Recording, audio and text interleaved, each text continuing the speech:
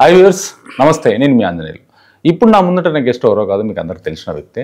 కాంగ్రెస్ అధికార ప్రతినిధి, జేఎస్టీ రాష్ట్ర ప్రెసిడెంట్ మనోత్ రాయ్ గారు మనతో ఉన్నారు. ఎందుకంటే ఇప్పుడు జరుగుతున్న పరిణామాల గురించి, వీటన్నిటి గురించి అడిగి అధికార ప్రతినిధిని మాత్రం అడిగితే పర్ఫెక్ట్ అని చెప్పేసి ఆయన నా కెమెరా ముందు తీసుకురావడం జరిగింది. అన్న నమస్తే. నమస్తే అన్న, ఇప్పుడు సినిమా ఇండస్ట్రీ అందరూ సీఎం దగ్గరికి వచ్చి మోకరిల్లం జరిగింది. మీకు అందరికీ సాటిస్ఫాక్షన్గా ఉందా ఇప్పుడు? అంటే మేము ఏమని అడుగుతున్నారు ప్రశ్న అర్థం కావట్లే. అంటే సినిమా వాళ్ళని మేము బలవంతంగా రప్పించి వాళ్ళని బెదిరించి బ్లాక్మెయిల్ చేసినాం అనుకుంటున్నారా? అంటే ఇన్ ద సెన్స్ బ్లాక్మెయిల్ అంటే మరి ఈ పరిణామం అంతా అల్లు అర్జున్ని ఇవన్నీ మాట్లాడిన వాళ్ళంతా రిక్వెస్ట్ చేసిన వినకుండా లాస్ట్కి వచ్చిన తర్వాత అందరూ సీఎం వచ్చి కలిసి చూడండి, ఇక్కడ బెనిఫిట్ షోకి ఎవరు కలవకుండా అనుమతి ఇచ్చినాం. ఎందుకు ఇచ్చినాం? టికెట్ రేట్లు కూడా పెంచుకోమని చెప్పినాం. ఎందుకు అనుమతి ఇచ్చినాం? ఎందుకు ఇచ్చినాం అంటే హీరోలు, తారలు, సినిమా తారలు మాదక ద్రవ్యాలు అరికట్టేందుకు సామాజిక బాధ్యతగా వాళ్ళు వీడియోలు చేస్తున్నారు. తద్వారా తెలంగాణ సమాజంలో పెడదారి పడుతున్న యువత సక్రమమైన దారిలోకి వస్తున్నారు. కాబట్టి ప్రభుత్వం ఆ బెనిఫిట్ షోలకి, ప్రీమియం షోలకు అనుమతి ఇచ్చింది. ప్రభుత్వంలో ఒక సినిమా రంగం కూడా, ప్రభుత్వంలో ఉన్న అనేక రంగాల్లో సినిమా పరిశ్రమ కూడా ఒక రంగం, చాలా ఆకర్షణీయమైన రంగం.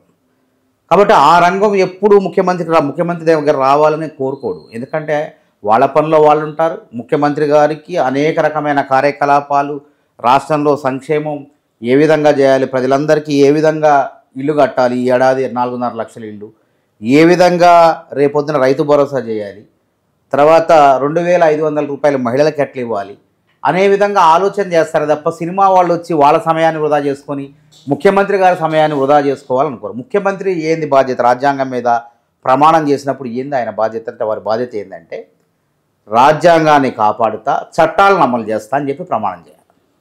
మరి చట్టాలందరికీ, మీకు, నాకు, సామాన్యుడికి, కెమెరామ్యాన్కి అందరికీ సమానమే కదా. అల్లు అర్జునుడు అయితే ఏమన్నా, అక్కినే నాగార్జున అయితే ఏమన్నా చట్టానికి అతీతులా? చట్టానికి అందరూ సమానులే. కాబట్టి చట్టాన్ని అమలు చేయాల్సిన బాధ్యత ఆయన కూడా అమలు చేశారు. అందులో సంధ్యా థియేటర్ ఘటనలో 4-5 రిమాండ్ చేశారు పోలీసులు. జడ్జి గారి దగ్గర పెడితే వీళ్ళ నిర్లక్ష్యం వల్లే రేవతి చనిపోయిందని చెప్పి సినిమా యజమానులకు 2, తర్వాత బాల్కాన్ యజమాని, అక్కడ ఇన్ఛార్జుల్ని, మేనేజర్ని జైలుకు పంపించారు. నాంపల్లి కోర్టు జైలుకు పంపించింది.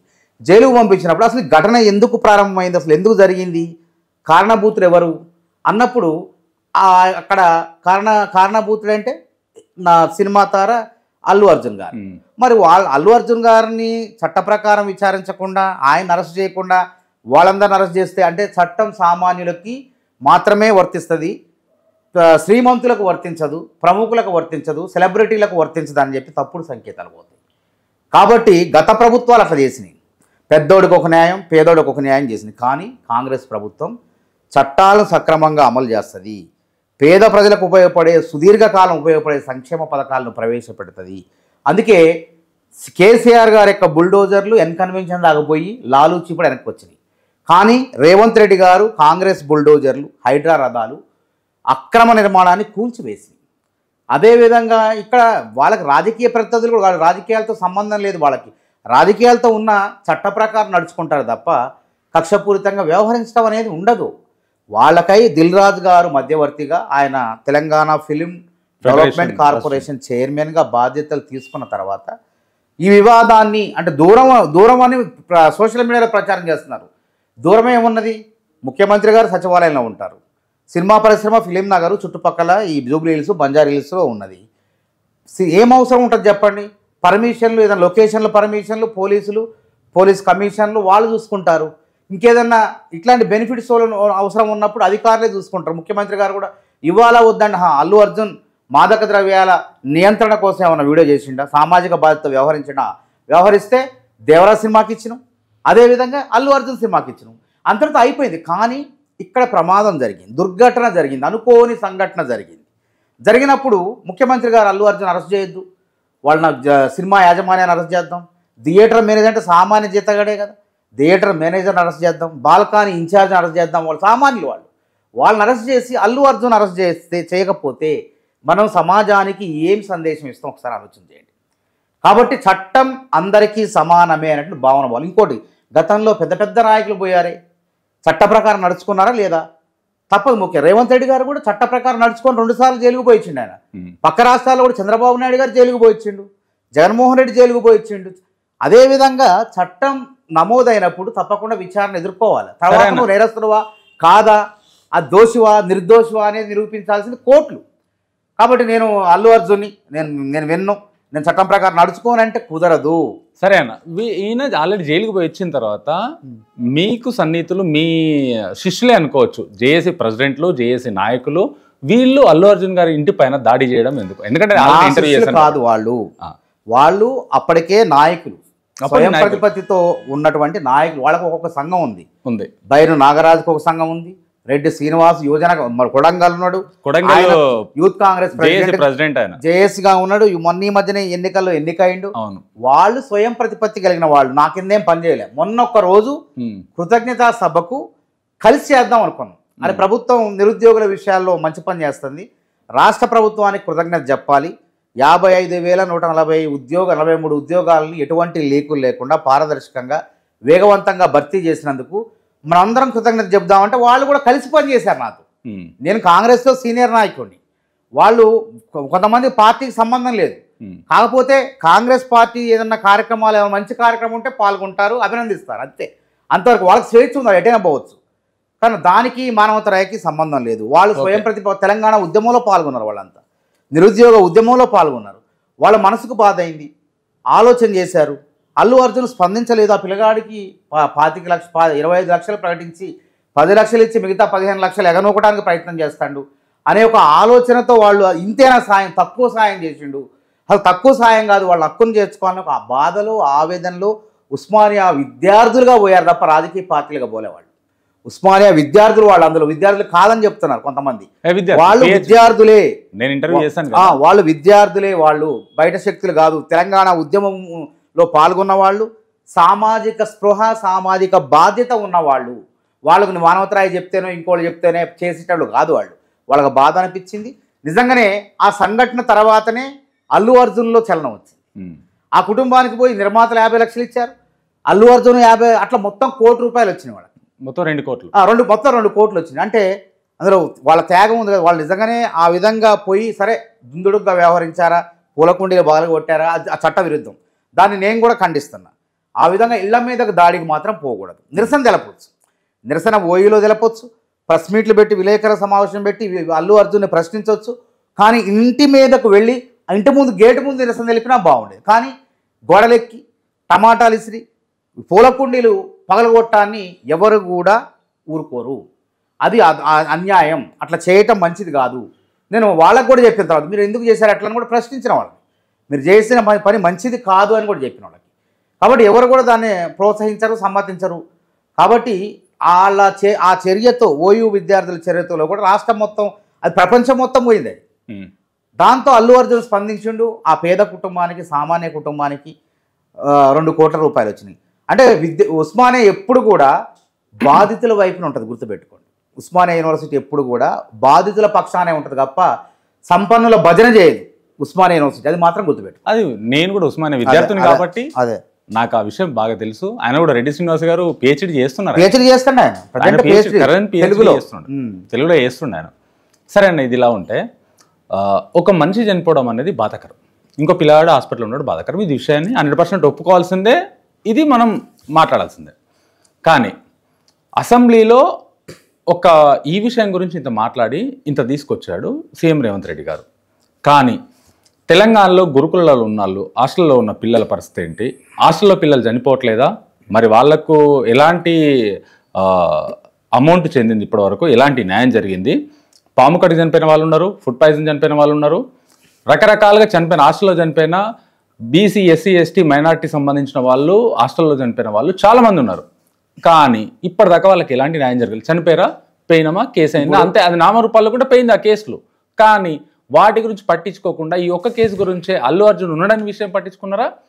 లేకుంటే ఈ ప్రజలు కాదా, వాళ్ళే ప్రజలా? ఇప్పుడు అసెంబ్లీలో ముఖ్యమంత్రి గారు మాట్లాడిందంటే అసెంబ్లీ సభా సాంప్రదాయాల ప్రకారం చైర్మన్ గారు ఇష్టానుసారంగా మాట్లాడాడు.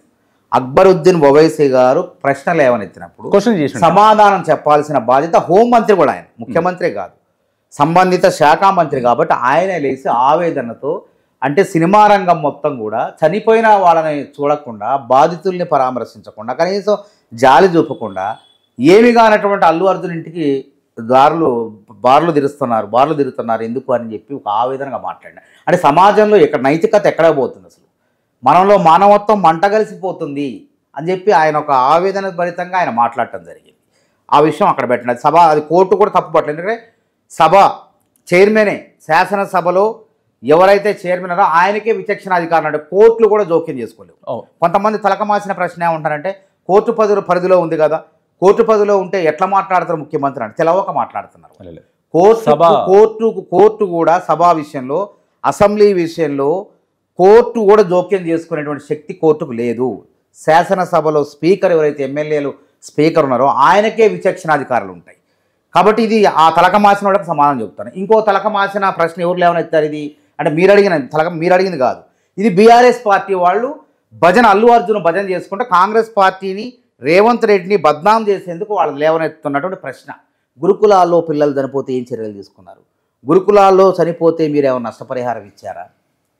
తలకమాసిన వాళ్ళకి నేను ప్రశ్న సమాధానం చెప్తున్నా.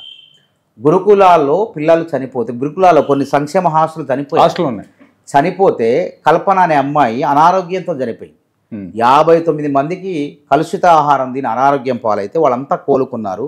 ఈ కల్పనను శైలజ అనే అమ్మాయి కోలుకోలేదు. ఎందుకంటే అమ్మాయికి ఆరోగ్య సమస్యలు ఉన్నాయి, అమ్మాయి కిడ్నీ వ్యాధితో బాధపడుతుంది, డయాలసిస్ పేషెంట్ అమ్మాయి.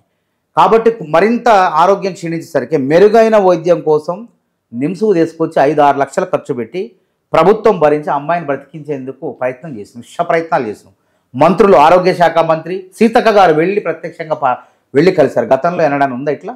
ఏ మంత్రి అన్నా పోయేదా? బాధితులుంటే పోయారు. అసలు కాంగ్రెస్ ప్రభుత్వాలు జాగ్రత్తగా ఏ సంఘటన జరిగినా వెళ్ళి బాధితుల్ని పరామర్శిస్తూ వాళ్ళని హక్కును చేర్చుకొని ఓదారుస్తున్నాం మేము.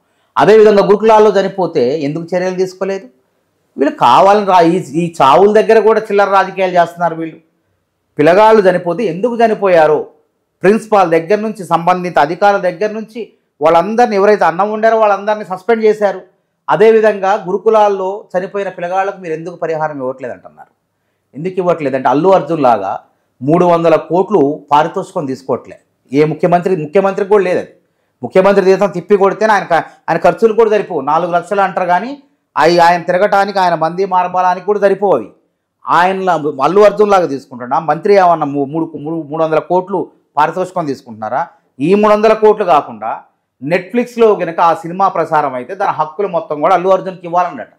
దానికి 270 కోట్ల రూపాయలు ఇస్తేనే నేను హక్కులు ఇస్తా అని చెప్తే ఆ 270 కోట్లు, ఇటు 300, 200 అంటే 500, సుమారు 600 కోట్లు ఏమన్నా పారితోషికం తీసుకున్నారా?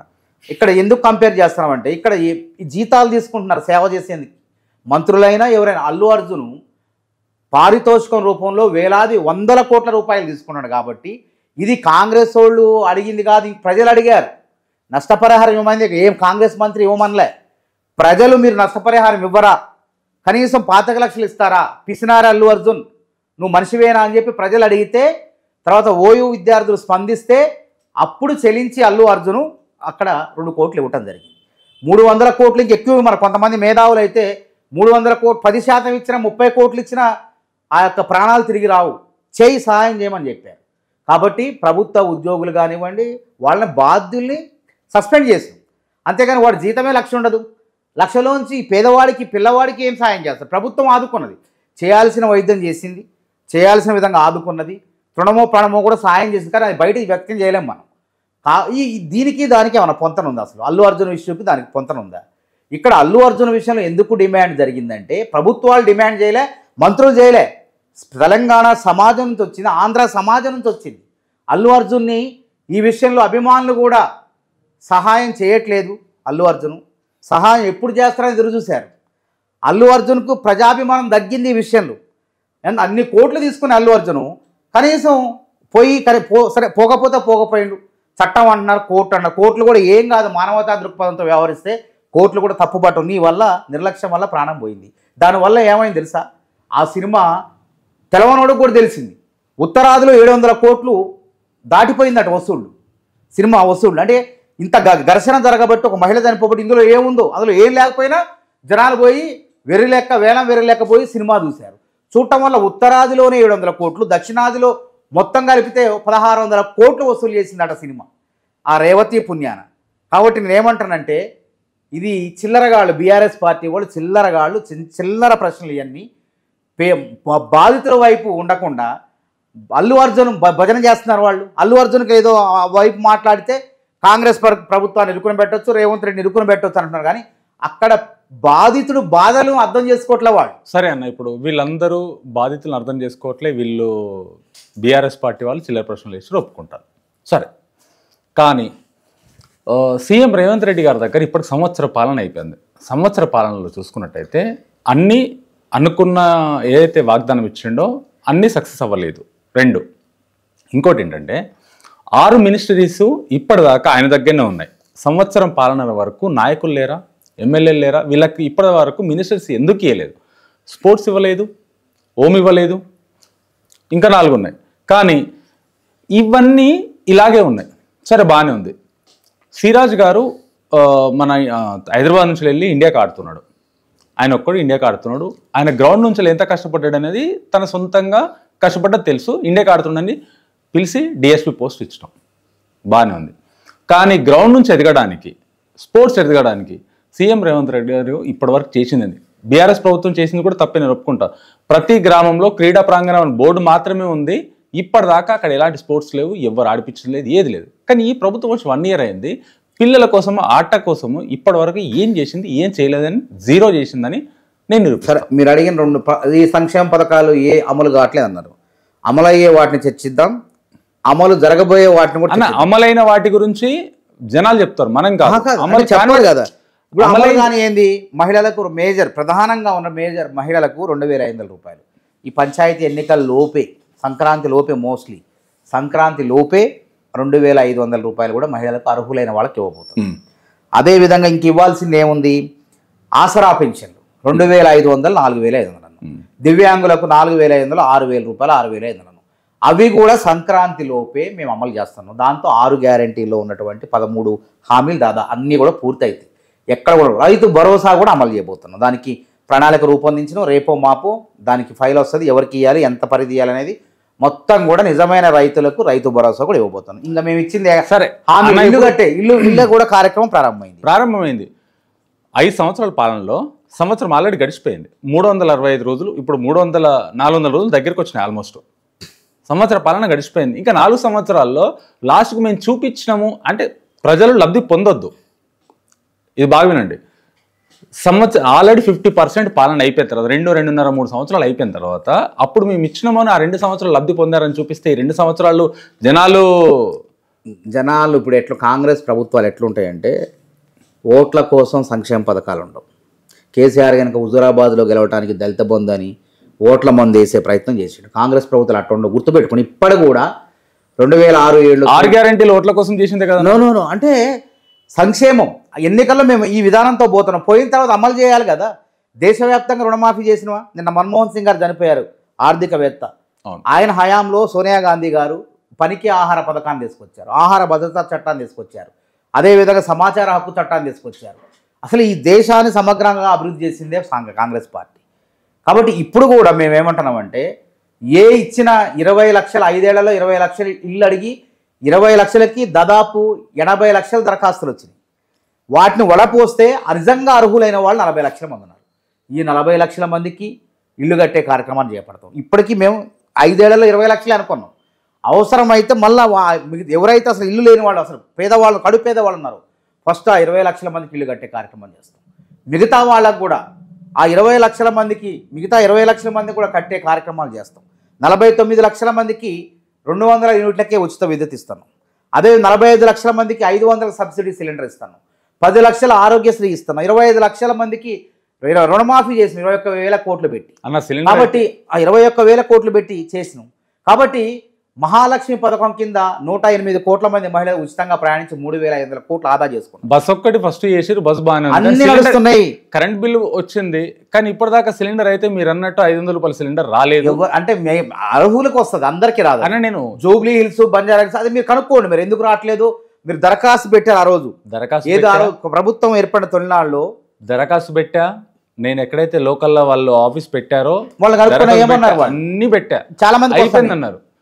చాలా మందికి వస్తుంది. నేనున్న 45 లక్షల మందిలో మీరు లేకపోవచ్చు. మళ్ళీ ఒకసారి ప్రయత్నం కాదు. అంటే దానికి కొన్ని కోణాలు ఉన్నాయి, దానికి నిబంధనలు ఉన్నాయి. ఎవరు పడితే వాళ్ళ Jubilee hills, Banjara hills, BRS నేనైతే జూబ్లీ హిల్స్ లో మీరు కాదు, మీరు ఒక జర్నలిస్టు, మీరు అర్హులైతే మీకు వస్తాయి. అదేంటంటే ఇంకా దారిద్ర రేఖకు దిగువన ఉన్నటువంటి ఇంకా పేదవాళ్ళు ఎవరైతే ఉన్నారో సిలిండర్లు వాళ్ళకు వస్తున్నాయి ప్రజెంట్ అయితే. కాబట్టి కాస్తో కూస్తో ఆర్థిక స్తోమత ఉన్న వాళ్ళకి రావవి. అసలు లేని పేదవాళ్ళు ఎవరైతే ఉన్నారో వాళ్ళకి 200 యూనిట్లు వస్తుంది. 500కి సబ్సిడీ సిలిండర్. వాళ్ళకి పథకాలన్నీ అతి పేదవాళ్ళకి, దారిద్ర రేఖకు దిగువన ఉన్న వాళ్ళకి పథకాలు, అందరికి కాదు. అది గుర్తుపెట్టుకోండి. కాబట్టి అందరికీ వస్తాను, ఎక్కడ లేదు, మాట లేదు. ఒకవేళ మీరు ప్రయత్నం చేయండి. వాళ్ళు ఎందుకు మిమ్మల్ని తిరస్కరించారో ఆ కారణం తెలుసుకొని మళ్ళీ నాకు చెప్పండి మీరు. అదేవిధంగా క్రీడలు అన్నారు. ఈ రాష్ట్రంలో అసలు క్రీడాకారులు తయారు కావాలని ఆలోచన చేసిన ముఖ్యమంత్రి రేవంత్ రెడ్డి గారు. కానీ 300 ప్రభుత్వం వినండి, ఫార్ములా 1 రేసు ఏ పేద ఎవరికన్నా ఉపయోగపడుద్దని తెలంగాణకి ఏం ఒరిగింది? దానివల్ల 55 కోట్ల రూపాయలు రాష్ట్ర ప్రభుత్వం డబ్బులు హెచ్ఎండిఏ స్పాన్సర్ చేసింది. అసలు ప్రభుత్వం ఎక్కడైనా అట్లాంటి సంపన్నుల క్రీడకి ఫార్ములా 1 రేసు ఎవరికి ఉపయోగం అండి? ఎవరు చూసేవాళ్ళు కూడా పేదవాళ్ళు, సామాన్యులు ఉండరు. సంపన్నులు ఆడే క్రీడకు 55 కోట్లు కాదు, ఇంకెక్కువ అదనంగా తగలబెట్టారు. సీజన్ 9లో ఎక్కువ 200 కోట్లు నష్టం వచ్చిందట వాళ్ళకి. అదేవిధంగా సీజన్ 10లో ప్రయత్నం చేస్తే ఆ ప్రభుత్వం ఓడిపోయింది. కాంగ్రెస్ వచ్చి వెలికి తీస్తే మొత్తం బండారా మొత్తం బయటపడింది. అసలు ఎవరికి ఇవ్వాలి స్పాన్సర్షిప్లు? హెచ్ఎండి అనేవాళ్ళు నగరం మెట్రోపాలిటన్ అభివృద్ధి సంస్థ అది. వాళ్ళు హైదరాబాద్ నగరంలో ఎవరైనా క్రికెట్లో ఉన్నారా, కబడ్డీ ఆడుతున్నారా, టెన్నిస్ ఆడుతున్నారా, షటిల్ ఆడుతున్నారా, ఇంకేమైనా క్రీడలు చెస్ ఆడుతున్నారా? అట్లాంటి ప్రతిభావంతులైన క్రీడాకారులకు స్పాన్సర్ చేస్తే అర్థం ఉంది, పర్థం ఉందండి. సంపన్నుల క్రీడకి హెచ్ఎండిఏ స్పాన్సర్షిప్ చేయడం ఏంటండి? ఎంత దుర్వినియోగమైంది. ఆ ప్రభుత్వం అందుకే వైఫల్యం చెందింది. కానీ రేవంత్ రెడ్డి గారు వచ్చిన తర్వాత క్రీడా విశ్వవిద్యాలయాన్ని ఏర్పాటు జరుగుతున్నాయి. తద్వారా గ్రామీణ ప్రాంతాల్లో ప్రతిభ కలిగిన క్రీడాకారులందరినీ ఒక దగ్గర చేర్చి వాళ్ళందరినీ ఒలింపిక్స్, అంతర్జాతీయ క్రీడల్లో పంపించి దేశానికి పథకాలు, ఏదో ఒక పథకం, బంగారు పథకం, రాష్ట్రానికి ఒక దగ్గర పెట్టి క్రీడా ప్రాంగణం పెడుతున్నంటే మరి గ్రౌండ్ కూడా అన్ని అంశాలు కూడా ఉండాలి కదా. ప్రతిభ కలిగిన క్రీడాకారుల్ని అంతర్జాతీయ స్థాయికి ఎదిగించి ప్రతిభకు రావాలంటే ముందు గ్రౌండ్ కూడా ఇప్పటి వరకు ఎలాంటి ప్రోగ్రెస్ జరగలేదు. ఇప్పుడు యూనివర్సిటీ అనే ఆలోచన రావడం గొప్పే కదా. వాళ్ళందరూ ఎక్కడైతే మేలిమ క్రీడాకారులు ఉన్నారో వాళ్ళందరినీ తీసుకొస్తారు. గ్రామీణ ప్రాంతాల్లో కూడా వడపోసి క్రికెట్లో ఎవరున్నారు, సరే అన్న, కబడ్డీలో ఎవరున్నారు, చెస్లో ఎవరున్నారు, టెన్నిస్లో ఎవరున్నారు, షటిల్లో ఎవరున్నారు, ఖోఖో, అన్ని క్రీడల్లో కూడా ఒలింపిక్స్ స్థాయిలో ఆడే క్రీడలు ఏవైతే ఉన్నావో అంత ఆ విధంగా ఆడే పిల్లవాళ్ళు యూనివర్సిటీల్లో ఉంటారు, స్కూళ్ళల్లో ఉంటారు. వాళ్ళందరినీ ఏరి కోరి ఇక్కడ తీసుకొస్తాం. మీరు అక్కడ ఏరి ఒక యూనివర్సిటీ లాగా ఏర్పాటు చేసి చేద్దామంటుంది. ఇది మంచి ఆలోచన కాదా చెప్పండి? ఒప్పుకుంటా, కానీ ఉన్న వాటికే దిక్కు లేదు కదా. మరి దానివల్ల అందుకే కదా గతంలో ఆల్రెడీ స్పోర్ట్స్ స్కూల్ ఉంది మన హకీంపేటలో, హైదరాబాద్లో స్పోర్ట్స్ స్కూల్ ఉంది. దాంట్లో సైనిక్ స్కూల్ ఉంది. స్పోర్ట్స్ స్కూల్ గురించి అడుగుతున్నా. సైనిక్ స్కూలు అది వేరు, స్పోర్ట్స్ స్కూల్ ఉంది. దాంట్లో ఒక్కసారి లోపలికి వెళ్ళి చూసారా మీరు? సరే, రాష్ట్ర ముఖ్యమంత్రి గారు కానీ, మినిస్టర్స్ కానీ, అక్కడ లోకల్ ఉన్న ఎమ్మెల్యే కానీ, మన స్పోర్ట్స్ చైర్మన్ కానీ ఎవరన్నా దాంట్లోకి వెళ్ళి చూసారా? పోవడానికి రోడ్డు కూడా గేట్ నుంచి లోపలికి వెళ్తే 2 కిలోమీటర్లు లోపలికి, 2-3 కిలోమీటర్లు లోపలికి వెళ్ళాలి. రోడ్డు సరిగా ఉండదు. లోపల ఆడుకునే సామాన్లు సరిగా ఉండవు. పిల్లలు ఆడుకునే ఆట వస్తువులు ఏవైతున్నాయో ఎనీ స్పోర్ట్స్కు పాత వాటినే చేస్తుంటారు తప్ప సరిగా ఉండవు. అక్కడికి వెళ్ళి చూస్తే పిల్లలకు కావాల్సిన యూనిఫామ్లే సరిగా ఉండవు. ఇప్పుడు నేను వెళ్ళి చూసాను కదా, ఈ ప్రభుత్వ విద్య పైన శ్రద్ధ పెడుతుంది, గుర్తుపెట్టుకోండి. మీరు తీసుకురావాలి. ఎవరు తీసుకురావాలా? స్పోర్ట్స్ స్కూల్ అనేది ఒక ప్రత్యేకంగా ఉన్నది. మీలాంటి వాళ్ళు ప్రభుత్వం దగ్గరికి వాళ్ళకి ఫిర్యాదులు, లెటర్లు పెడితే దాని ముఖ్యమంత్రి గారి దృష్టికి పోతే తప్పకుండా పరిష్కారం అయింది. గుర్తుపెట్టుకోండి, ఈ రాష్ట్రంలో 25,000 పైచిలకు ప్రభుత్వ పాఠశాలలు, ప్రభుత్వ విద్యా సంస్థలు ఏవైతే ఉన్నాయో వాటికి ఉన్న బకాయిలు 101 కోట్ల విద్యుత్ బకాయిలను రద్దు చేయడమే కాకుండా అసలు కరెంటు బిల్లే చెల్లించొద్దు విద్యా సంస్థలకు. అని చెప్పేసి ప్రభుత్వమే భరిస్తుంది అని చెప్పేసి జీవో తీసుకొచ్చారు. అదేవిధంగా ప్రతి పాఠశాల కూడా ఏకరూప దుస్తులు అంటే యూనిఫామ్స్ గుర్తుపెట్టుకోండి. పాఠశాల 25,000 పాఠశాలల్లో చదువుతున్నటువంటి సుమారు 25 లక్షల మంది విద్యార్థులకు ఒకే రోజు పాఠశాల ప్రారంభమైన రోజే పిల్లలకు దుస్తులు ఏకరూప దుస్తులు అంటే యూనిఫామ్, తర్వాత పుస్తకాలు ఇచ్చినటువంటి చరిత్ర ముఖ్యమంత్రిది. కాబట్టి విద్యారంగాన్ని సంస్కరణ తీసుకొచ్చేందుకే విద్యా కమిషన్. అందుకే మీరు వెళ్ళండి, ఆడికి విద్యా కమిషన్కి వెళ్ళండి. జిహెచ్ఎంసీలో మీరు వెళ్ళి క్రీడా చెప్పారు కదా, విద్యా కమిషన్కి వెళ్ళి ఆకునూరు మురళి గారికి మీరు ఫిర్యాదు చేయండి. వారు వెళ్ళి సందర్శిస్తారు, తప్పకుండా ముఖ్యమంత్రి గారి దృష్టికి వెళ్తుంది. ఆ స్కూల్లో మీరు చెప్పిన విధంగా అట్లా అసౌకర్యాలు ఉంటే తప్పకుండా విద్యార్థులకు క్రీడాకారులకు క్రీడా పరికరాలు అందజేసే విధంగా ప్రభుత్వం స్పందిస్తుంది. సరేనా, అక్కడ దాకా పోనీయండి. నేనే ఒక దాని గురించి, ఒక సంఘటన గురించి, ఒక గ్రౌండ్ గురించి సీతక్క దగ్గరికి వెళ్ళి అక్క ఇది పరిస్థితి అంటే ఆమె ఒక ఎన్రోల్ చేసి కమిషనర్ పంపించింది. పంపించి 8 నెలలు అవుతుంది ఇప్పటికీ. ఆ ఫైలు ఇంకా మూవ్ అవ్వట్లేదు. జిహెచ్ఎంసీలో ఆ ఫైల్ ఇప్పటిదాకా మూవ్ అవ్వట్లేదన్న. మరి దానికి కారణాలు ఏంది? ప్రభుత్వమే కదా.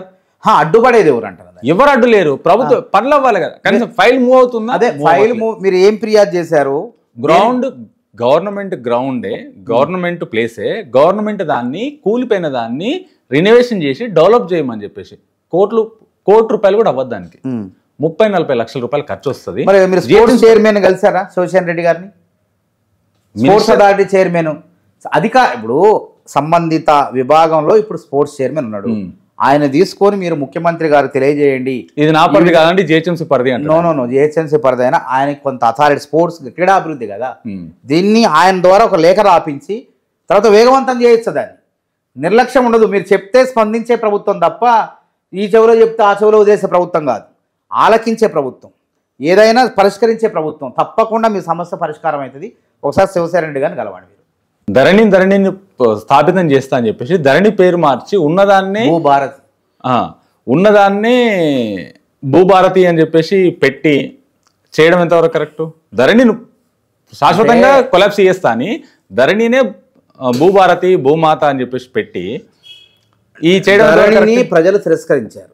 మరి ఇప్పుడు అదే కదా, భూస్వాముల కోసం మాత్రమే ధరణి. మరి ఇప్పుడు చిన్న సన్నకారు రైతులు దానిలో చాలా నష్టపోయారు. దాదాపు 20 లక్షల సంబంధించిన ఎకరాలకు సంబంధించినవి అందరూ ధరణి లెక్కలేదు. పోనీ ఫిర్యాదులు చేస్తే ఎవరికి చెప్పాలో అర్థం కాలేదు. అది విదేశీ సంస్థల చేతుల్లో దాని నెట్వర్క్ మొత్తం ఈ రాష్ట్రంలో ఉండదు, వేరే రాష్ట్రాల్లో ఇలాంటి విదేశాల్లో ఉంది. ధరణి అనేది ఒక అవినీతి. ఈ 17 లక్షల పైచిలుకు ఎకరాల ప్రభుత్వ భూమి ఉంటే ఈ రాష్ట్రంలో 2014 అంటే కాంగ్రెస్ ప్రభుత్వం కేసీఆర్ చేతిలో పెట్టేటప్పుడు 17 లక్షల ఎకరాలు ఉంటే ఇప్పుడు చూస్తే ఎంత ఉందంటే, కాంగ్రెస్ మళ్ళీ వచ్చిన తర్వాత దాన్ని లెక్క పెడితే ఎంత ఉందంటే 2.5 లక్షల ఎకరాల భూమి మాయమైంది. అడిగిపోయింది. అది డేటా ఎంట్రీ ఆపరేటర్లు. హుజూర్ నగర్లో ఒక డేటా ఎంట్రీ ఆపరేటర్ ప్రభుత్వ భూమిని 30 ఎకరాలు తన పేరు మీద మార్చుకున్నాడు. జైల్లో పెట్టారు. మొన్న జైల్లో పోయి 4 రోజుల క్రితం ఆయన ప్రభుత్వం గుర్తించి జైలుకు పంపించింది. అట్లా ఒక హుజూర్ నగర్ నియోజకవర్గంలోనే 30 ఎకరాలు మాయమైందంటే ప్రతి నియోజకవర్గంలో 119 నియోజకవర్గాల్లో ఎన్ని ఎకరాలు మాయమై ఉండాలి? ఆ 2.5 లక్షల ఎకరాలు. ఇట్లాంటి డేటా ఎంట్రీ ఆపరేటర్లు కూడా ఈ ధరణి మూలంగా కుబేర్లు అయ్యారు.